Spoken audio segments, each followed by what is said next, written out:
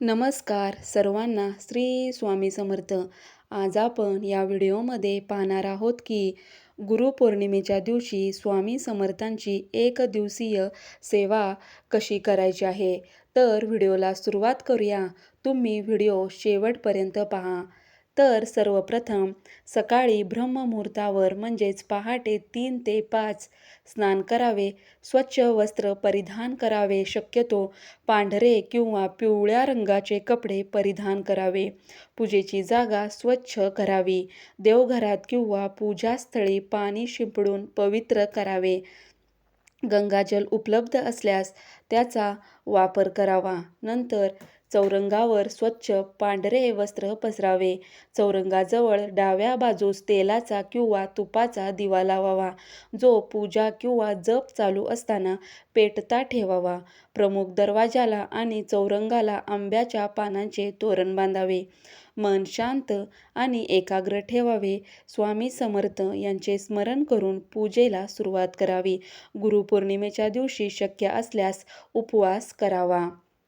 नंतर स्वामी समर्थ यांच्या मूर्तीला किंवा फोटोला पंचामृताने अभ्यंग स्नान घालावे.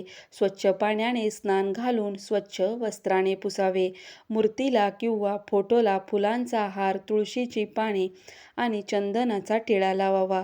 धूप आणि दीप प्रज्वलित करून स्वामी समर्थांना अर्पण करावा. खडीसाखर, पेढे, खीर किंवा फळे यांचा नैवेद्य दाखवावा. शक्य असल्यास घेवड्याची भाजी बनवून नैवेद्य दाखवावा, कारण दत्त संप्रदायात याला विशेष महत्त्व आहे. नंतर 1 ते 21 अध्याय स्वामी चरित्र सारामृताचे आपल्याला वाचायचे आहेत. त्यानंतर 11 माळी जप करायचा आहे आणि 11 वेळा तारक मंत्र म्हणायचा आहे. पूजेच्या शेवटी स्वामी समर्थ यांची आरती करावी. कापूर आरती ओवाळावी आणि स्वामी समर्थांना मनोभावे प्रार्थना करावी. शक्य असल्यास गुरुस्थानी जाऊन विड्याची पाने, सुपारी आणि नारळ अर्पण करावे. पूजेच्या शेवटी सुपारी आणि नारळाचे विसर्जन करावे. त्यासाठी जवळच्या दत्त मंदिरात किंवा स्वामी समर्थांच्या केंद्रात जाऊन पूजा पूर्ण करावी. जर तुम्हाला शक्य असल्यास सवासणी किंवा ब्राह्मणांना भोजन देऊन सांगता करावी. आणि आपल्याला गुरुपौर्णिमेच्या दिवशी काही विशेष गोष्टी आपल्याला पाळायच्या आहेत. तर सर्वप्रथम आपल्याला पूजेच्या काळात मन शुद्ध आणि एकाग्र ठेवायचं आहे. पारायण किंवा पूजा अर्धवट सोडू नये. गुरुपौर्णिमेच्या दिवशी कोणत्याही प्रकारचे वाद किंवा नकारात्मक विचार आपल्याला टाळायचे आहे. याप्रमाणे तुम्ही गुरुपौर्णिमेच्या दिवशी स्वामी समर्थांची पूजा करा.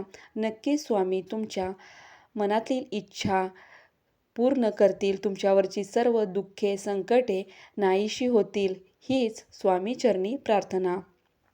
तर व्हिडिओ आवडला असेल तर तुम्ही चॅनलला सबस्क्राईब करा आणि व्हिडिओला लाईक, शेअर करायला विसरू नका. धन्यवाद.